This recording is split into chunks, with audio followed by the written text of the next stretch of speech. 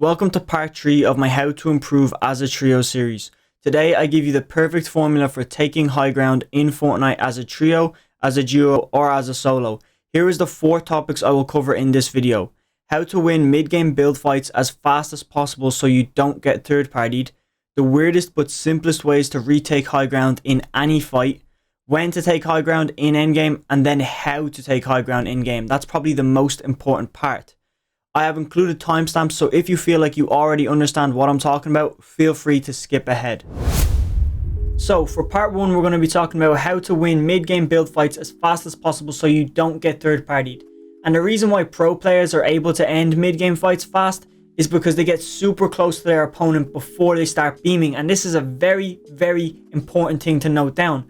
Us players that are, not as good as the pro players will start beaming people from 50, 60, 70 meters away, and no matter how much damage we do, the opponent can just box up and heal, and they're back up to 100. Sure, it allows us to get closer to them, which isn't bad, but the most optimal way to do it, and to, stop big build fights that go on for you're over here in Boney Burbs, your opponent is over in Pleasant Park, and you guys are beaming at each other. It's just gonna go on forever, you get me? You're not gonna get close to end it in a box fight. So what you actually do is creep up close to your opponent. Try and get between 20 and 30 meters so you're really close.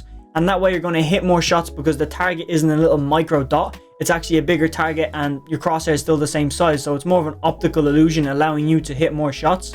And let's just say, for example, 33 damage. Okay, so let's say you hit 3 shots of 33, meaning you did 99 damage to your opponent. The first thing he's going to do is box up to pop shield. And if you're 30 meters away from him, you can really get close to him while he's popping that shield, allowing you to go for high ground.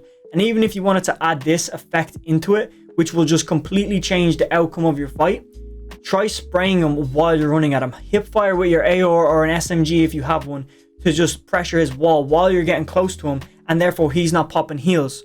So not only did you beam him, not only are you spraying his wall, stopping him from being able to heal, but now you're actually getting closer to him at the same time, and he's just stuck in the same place. Nothing he can do. If he goes to pop shield and doesn't hold his walls, you do more damage, and then you're winning even more. And if he holds the wall, it means he's not going to heal up, allowing you to get at him more. So he can't win in that situation, and you literally get a free win as long as he's not a mechanical god and puts you in a box and then hits you for a 200 pump. With that said, let's go on to the weirdest but simplest ways to retake high ground in any fight. And for this, I'm going to have to hop in game and show you a full-on example. Oh, is there a kid on us? I believe there is a kid on us. Oh, I got that aim though. He's dead. He shot me for what? 20 damage? And thank you for the shotgun, my friend. Now, you guys are here for one very important reason, and that's to find out how to win mid-game build fights super simply, super easy. And the thing is, you're not even going to take the build fight. The way I just broke down for no reason, but the way this strategy works is a subconscious trick. It's nothing to do with your mechanics. It's just a mind game. And the way it works is basically you're going to hit your opponents up, 3 or 4 times. I'm not even sure if there was a player there, but we're going to leave him for now so I can explain this very in-depthly before I take another fight. I actually think that's that bot chasing me. Is it? Is he actually a stalker? Look, it doesn't matter. We'll take that sniper. Thank you very much. Back on track.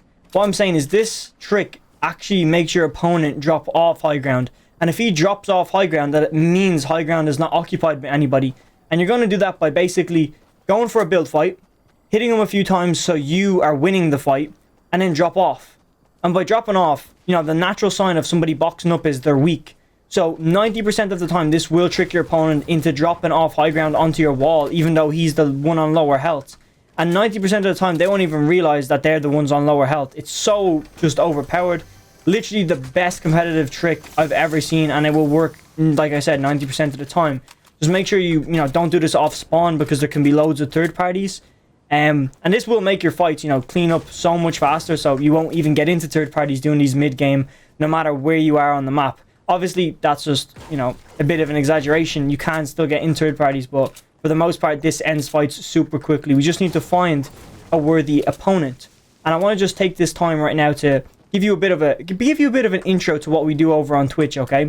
For anyone who is on Twitch, just take this as an alert because I have a banging stream coming up, aka tomorrow. So if you're watching this via post-noti or just the day it came out on Wednesday, the day after this, so if you're watching this on a Tuesday, we're doing an insane kind of VOD review style stream over on Twitch, and what it's going to be is just a fully in-depth breakdown of how center zone is so overpowered. Now here's a worthy opponent. I want to get back to what I was saying, but your trick first. And we're going to just box up on height, alright? I'll take some minis. Yeah, he's going to shoot me out. I will trick him by going over here, but we're not going over there. He's got those dogs on him, so let him fight them, because we want to show this off pretty easily. We get a nice bit of sight. I don't know, he's going to get up on my wall, right? That's obvious. We're going to hit him, though. Maybe not. No, we're going to go up, right? We're going to go actually up and take height. But then, no, we're not. We're going to actually just drop all the way back down. If I could box up. We're just going to chill here for a minute. Like, look. He's already back down on my wall.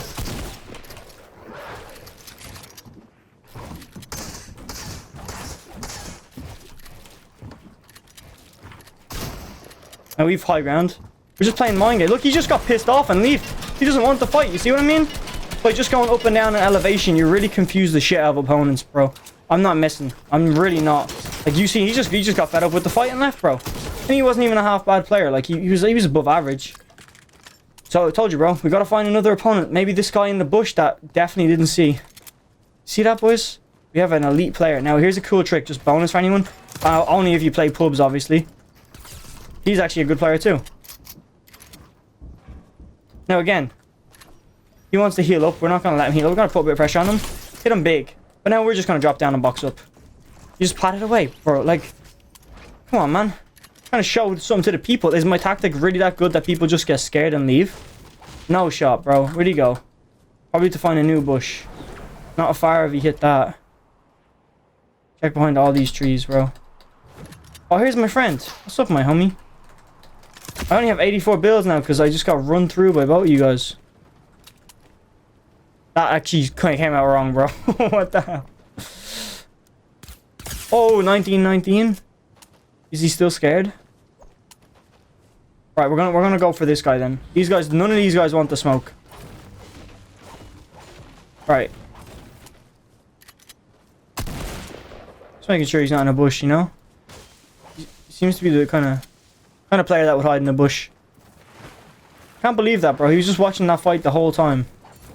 And like I said, you need a lot of materials to make this work. I'm sorry for this example taking so long. But it'll be worth it in the end, trust me. Alright, let's see this guy in here. Nah, he dipped further. Where's he dipping to? This bush? Nah. Oh. I got sniped.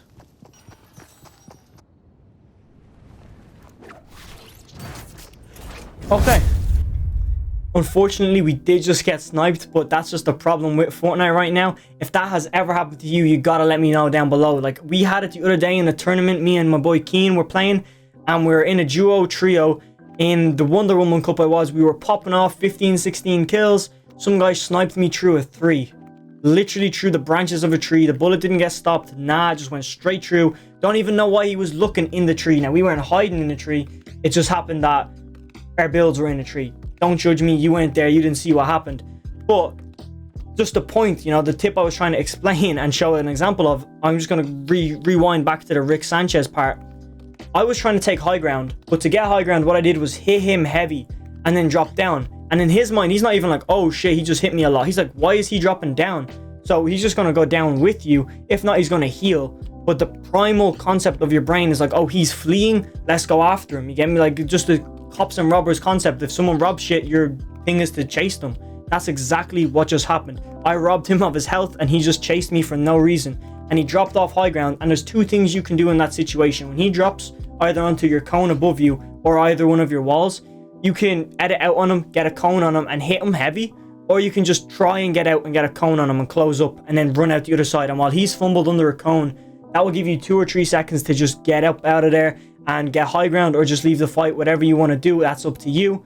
But it's a great concept. I suggest doing it. I'm sorry that gameplay didn't really work out. But anyway, next part of the video. Okay, so for this part of the video, we're going to be talking about when to take high ground in endgame. After I explain when you need to take it, I will be explaining how to take it. And by how, I mean, do you use floppers? Do you use peppers? Do you pad? I'll explain everything, don't worry. Let's just start off talking about when to take high ground. And we're going to be doing this by splitting it into trios, duos, and solos, because there's different methods for every game mode. starting with trios because that's probably the most popular game mode right now. So in trios, you need to try and take high ground in half and half, as the longer you have height, the less materials you waste, and here's why. Basically, a full box tarp costs 50 materials because you have to do the walls and the roof and the cone above you as well. And even without the cone, it's still costing around 40 materials.